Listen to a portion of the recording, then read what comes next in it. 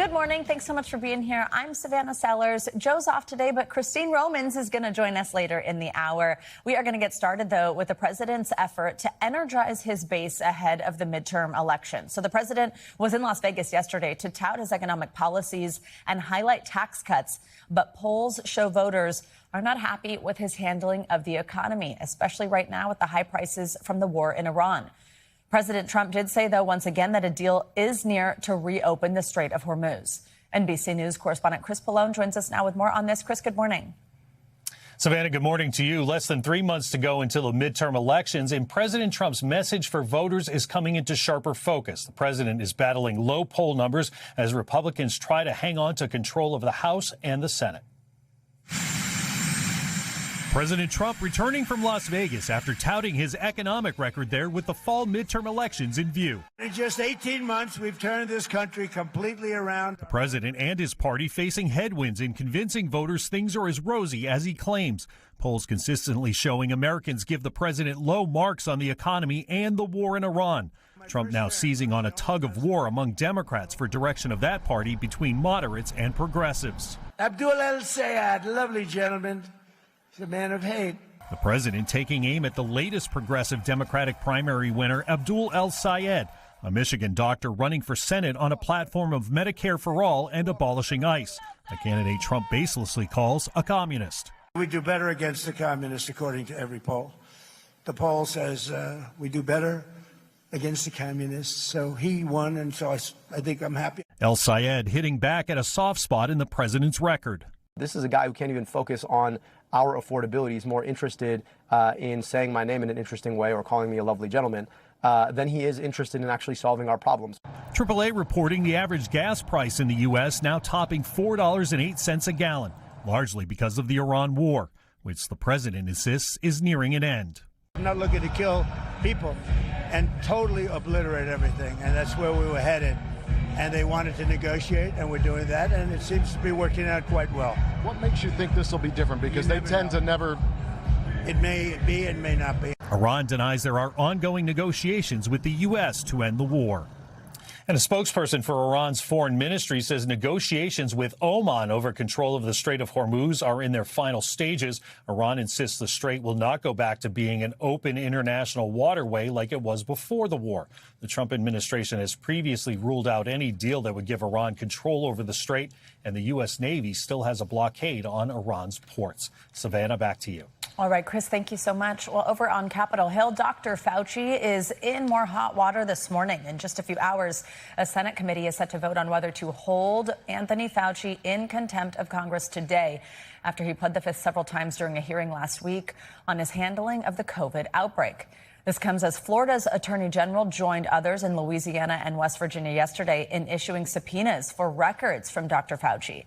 They allege Dr. Fauci profited from the recommendations he gave during the COVID pandemic. NBC News political reporter Megan Brand joins us with more on this and some other headlines from Washington. Megan, good morning. So just start by breaking down these reasons for the subpoenas against Dr. Fauci. Good morning, Savannah. Yeah, so as you mentioned, there were three state attorneys general in Republican-led states in Florida, West Virginia, and Louisiana who had issued these investigative subpoenas to Dr. Fauci yesterday, arguing that he made money off of the way that he had advised handling of COVID-19 during the pandemic when he was the face in many ways of the U.S. response to COVID. So the Florida Attorney General had said in a statement that was released yesterday that this was related to an official investigation into awards, professional opportunities, financial incentives, grants, and COVID-19 guidance that impacted Florida businesses and consumers. So the subpoena had asked Dr. Fauci to provide documents ranging from 2020 until now by the end of the month, things that include grants or book deals that Dr. Fauci was considered for or that he received. And of course, this all comes right before a Senate committee is going to vote in just a couple of hours on whether to hold Dr. Fauci in contempt of Congress, Savannah. Yeah, let's talk about that, Megan. So on that vote today, what are Republicans' arguments for that, and what happens if the vote does pass?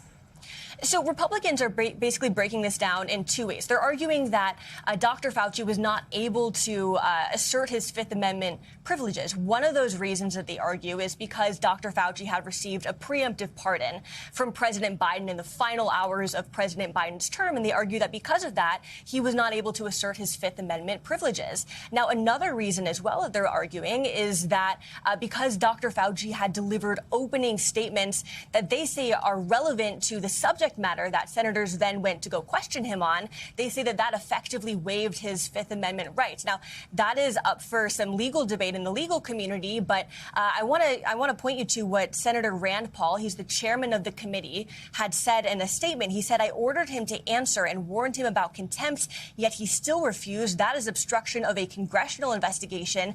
The committee will act accordingly." So today, this needs a simple majority to pass, and Chairman Paul has said that if it does pass, as it seems it might, because Republicans have a majority on that committee, then he would refer it to the Department of Justice. Now, if the Department of Justice then decides to pursue this case, then U.S. Attorney for D.C., Jeanine Pirro, would have to secure an indictment from a grand jury, Savannah. Megan, I do want to ask you about a couple of things before I let you go. One, the FAA says that they're reviewing an incident. This was on Tuesday involving Marine One. That is the president's helicopter. What do we know? Yeah, so first things first, Savannah, the FAA and the White House have both said that the president was never in any danger during this incident. This had stemmed from when commercial flights were not paused by Reagan National Airport, the D.C. area airport, when Marine One, which holds the president, was taking off. You can see that on your screen. Now, the FAA had created more flight restrictions in the area after that deadly crash last January when a military helicopter and a flight had collided, killing 67 people. Now, the White House had released a statement on the situation yesterday, saying that Marine One flights are piloted by some of the best aviators in the world, and at no point was the president in harm's way, Savannah. Megan, one other thing. Have we learned anything more about the man arrested outside the president's golf course in California over the weekend? So the man who was arrested, he was 38-year-old Janine John Teal, and now investigators are turning to get warrants for things like the suspect's digital devices and emails to try to learn more about him. But a federal law enforcement official told NBC that Teal is a disabled veteran and that he's described as someone who has PTSD and mental health issues as well. Records indicate that the man who was arrested had been deployed to Iraq and Afghanistan, and the suspect also does not have recent employment history, and a court appearance has not yet been scheduled. So we're not sure yet when we will see him in court, Savannah. All right, Megan Brand covering quite a bit for us this morning. We appreciate it. Thanks, Megan. Well, the Attorney General for the state of New Mexico is now suing the Department of Justice, accusing it of blocking the state from investigating sex crimes at Jeffrey Epstein's Zorro Ranch near Santa Fe. At least 10 women say Epstein groomed or abused them at the 10,000-acre ranch going back decades. Some were teenagers when they say it happened. Right now, state prosecutors in New Mexico have the only active criminal investigation open into Epstein, but the state attorney general says the feds are stonewalling them. It's been 173 days since we first asked for unredacted access to the complete Epstein files, and we still don't have that access, despite repeated assurances from Mr. Blanche, Jay Clayton, and others that they would cooperate with this investigation and help us move things forward so we could try and hold people accountable here in New Mexico. NBC News Justice reporter Ryan Riley joins us now from Washington, D.C. on this. Ryan, good morning. So what exactly does New Mexico want, and how are they the only jurisdiction with an active criminal investigation? Yeah, well, the statute of limitations factors play a major role here. And obviously the fact that Jeffrey Epstein is dead also complicates it, right? Because you're maybe looking for associates, someone you could actually charge. But what New Mexico would want here would be those unredacted files that will allow them to piece together more of this investigation, to fill in some of the blanks here. And, you know, this has been this ongoing effort and really coming out of New Mexico that we've seen, as you said, sort of the only ongoing sort of criminal investigation related to this. And basically, they're trying to push forward some new answers from the Justice Department. How is the Justice Department responding, Ryan? Yeah, so DOJ said in a statement that there's no lawful basis to justify sweeping disclosures of this victim identifying information. And they're basically saying that they can't provide this, that there's these binding court orders that prevent them from being able to give over more information. They haven't formally responded to the lawsuit yet, but we should see that in the coming days. It's going to all of this is going to play out in federal court in D.C., where they filed this lawsuit to begin with. Savannah. Ryan, what are Epstein survivors saying about this? Yeah, so they are encouraged by this investigation in New Mexico, and obviously some of them have been critical of the Justice Department, of Todd Blanche in particular, about the handling of these files, and they're contrasting the action that they saw. They're saying that unlike acting AG Todd Blanche, AG Torres is requesting evidence for the purpose of actually pursuing justice. So they're supportive of this investigation moving forward, and there's been some disappointment from them about how the Justice Department handled all of this. Ryan Riley, thank you very much. Well, a dangerous, rapidly spreading salmonella outbreak has now been detected in 27 states. Federal health officials are investigating it. It's being linked to jalapeno peppers. And now 2 of the nation's most popular Mexican restaurant chains are responding by removing jalapeños from hundreds of their locations. NBC News correspondent Ann Thompson has more.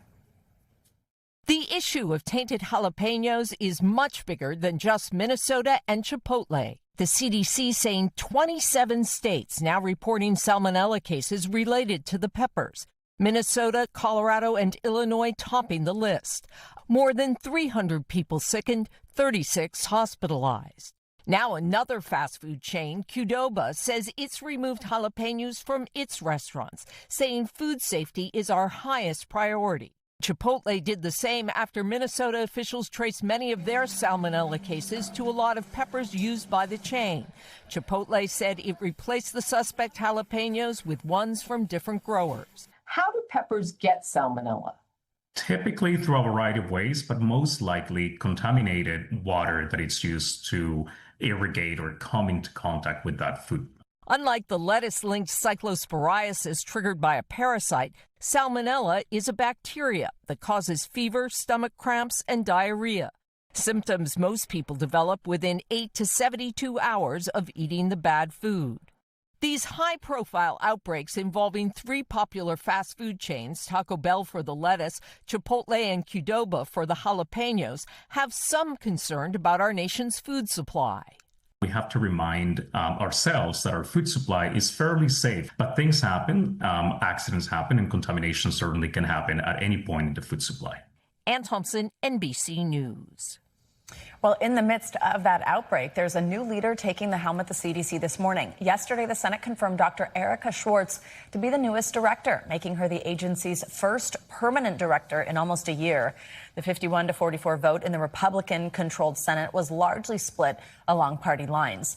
For more on this, let's welcome in NBC News health reporter Aria Bendix. Aria, good morning. Always great to have you. So first, just tell us about Dr. Schwartz's background. Yeah, so she has the credentials to fit this role. She was the Deputy Surgeon General, actually, under the first Trump administration. And then she has a record of public service going back throughout her career, a Navy physician, a chief medical officer in the Coast Guard. So there's really no question about her resume at her confirmation hearing. The questions were more along the lines of, would she be able to stand up to Secretary Kennedy if he encouraged her to go against scientific truth and, question vaccine safety? And how were her responses on that? Because there was some concern about, is she distancing herself enough from that? Like, what do you think her leadership means in that regard? So I think many experts were hoping she would more emphatically denounce some of the scientific misinformation we've seen from this administration, and particularly from the health secretary. We have a statement from an advocacy group that's made up of former CDC officials. They said they were hoping for more clear commitments about how she would protect CDC from political pressure. They found her statements often vague. She did dodge questions frequently at the hearing, but she was clear on one thing, that vaccines are safe and effective. So I think some experts are approaching her tenure with some cautious optimism. She's well liked by her colleagues. Again, she has this record of public service, and they're hoping that privately she might be able to resist some of that political pressure. Okay, and there's a lot going on. I mean, we were just talking about a new salmonella outbreak, cyclospora outbreak that we've been talking about for quite a while now that has sickened over 10,000 people in this country at least. Also, by the way, don't forget about a measles ongoing crisis in this country. I mean, there's a lot to step into this job. Just how important will these first few months coinciding with things like that be for her sort of future in the role, for the perception from the public of her in the role? Yeah, she has, as you mentioned, some big tests ahead. I think Congress and quite frankly, the public is going to be watching closely to see how she performs. For measles in particular, we'll see how emphatically she sort of recommends the MMWR vaccine. I'm watching that very closely. And then how she addresses really these growing rates of vaccine hesitancy in this country. At her confirmation hearing, she said she essentially wants to be this bridge between vaccine skeptics and mainstream medicine. That's a tough feat under any administration, but particularly this one. I think experts are willing to give her the benefit of the doubt and see how she does there. No kidding. All right, Aria, thank you so much. We want to bring you an update on those historic wildfires burning in Washington state. Now, while progress is being made in fighting them, investigators now believe all 3 fires that have destroyed hundreds of homes near Spokane were caused by humans. Now, whether they were started intentionally is still under investigation. NBC News national correspondent Morgan Chesky has the latest. Air and ground crews fighting for every inch in a fiery battle. As one of Washington's most destructive wildfires ever rages on. Doing everything I can to save my house. This house is gone. The race for containment creeping forward. Our fire teams right now are working on establishing fire lines around all of these fire zones. Progress here largely dependent upon the wind, but an emerging heat wave now brings new risk. We still have a lot of interior heat, and even a little gust can grab an ember and throw it. Hollywood star and Spokane native Sydney Sweeney was back home, helping with community relief efforts. More than 1,500 firefighters are on the ground, taking on the 3 fires that officials now believe were all human-caused. Do we believe that to be intentional? Oh, that's why it's under investigation. There was clearly no lightning in the area, so it's a human-caused fire, but to be determined whether it was accidental. Aaron Farinacci, the man charged with starting the most destructive fire, is due in court to enter a plea. Authorities crediting witnesses in catching him. My daughter was sitting on the porch out there, and she says, "There's a fire." So I ran out and looked and saw a column of smoke rising exactly where that individual was standing at. The Spokane fires have now burned more than 10,000 acres, with fire officials telling us full containment could take weeks. We'll send it back to you. Morgan, thank you very much. Well, for more on the fire and the heat threat across much of the Pacific Northwest, let's bring in our Angie Lastman. Hey, Angie, good morning. Hi there, Savannah. Good morning to you. Not much of a change when it comes to those same kind of ingredients that we've been watching over the past couple of days for the fire issues across the West. Here's those air quality alerts, so you can see all the fires burning, specifically focused across the Pacific Northwest and across the Great Basin. Those are going to be ongoing today. We still have plenty of smoke that is going to drift across those regions, leaving us with air quality issues for a lot of folks, again, focused mainly across the Pacific Northwest, where we've been seeing those air quality issues for days and days now. That doesn't change today. We're also going to see our temperatures kind of surging over the next couple of days. 73 million people under these heat alerts. Most of it is stretched across the West, Salt Lake City to Reno, down through Los Angeles, Phoenix, Albuquerque included, Oklahoma City as well included in these heat alerts, as we gear up for warmer than normal temperatures yet again in some of those areas. Las Vegas at 111, 99 for Salt Lake City, El Paso, you top out at 101 today. These temperatures, of course, above where they should be for this time of year, and it's not getting any better as we look to tomorrow. Boise, Salt Lake City, 100 plus, Medford, 104. That temperature more than 10 degrees above where they should be for this time of year. So not, of course, helping with that intense heat and all of the fire concerns that we have across that region. We'll still remain hot well into the weekend and into our upcoming work week. 100 degrees across the board for Saturday and Sunday in Salt Lake City, and we only improve a little bit with a high of 98 degrees on Monday. So you get the picture. It's going to be warm out across the West. We're also going to see some changes across parts of the Northeast, specifically in the Mid-Atlantic, where we've kind of been enjoying milder, more comfortable conditions. We had lower humidity kind of work into this region thanks to this front that has been kind of hanging around. That front migrates a little bit farther to the north. That allows us to see some of this humidity being pumped in by this high that's sitting across parts of the Atlantic. That is really going to make a difference when it comes to the later parts of our work week. But even today, you'll notice the difference. Philadelphia heads to 91 degrees. Will feel like 102. We've got New York City at 89, but look at that heat index value, 99 degrees. Farther down the coast, Norfolk, Washington, D.C., you will feel like 100 plus through the day today. And that continues as we get even into tomorrow, but we'll get a little bit of relief on the back end of the weekend. So high 90s Friday in New York City, 94 is going to feel a whole lot better by Sunday. And we'll see that humidity level kind of gradually drop across this region as we get through our weekend. One note, we've got a couple of areas of potential strong to even severe storms today. Wind gusts are going to be our main threat. That's centered across parts of Springfield, and we'll see some general thunderstorms across parts of the Northeast. Washington, D.C., up through Union will be included in that. And that's part of this kind of broader system that's sliding to the east and leaving us with some showers and some thunderstorms across parts of the Great Lakes in the Ohio Valley. But we'll also see some of that kind of scattered activity across the Northeast, stretching down through the mid-Atlantic, potentially looking at some locally heavy rain that could cause some travel delays, Savannah, through the day today. We'll still be looking at some pockets of rain even as we get through tomorrow as well. All right, Andrew Lastman, thank you so much. We thank you for watching, and remember, stay updated on breaking news and top stories on the NBC News app or watch live on our YouTube channel.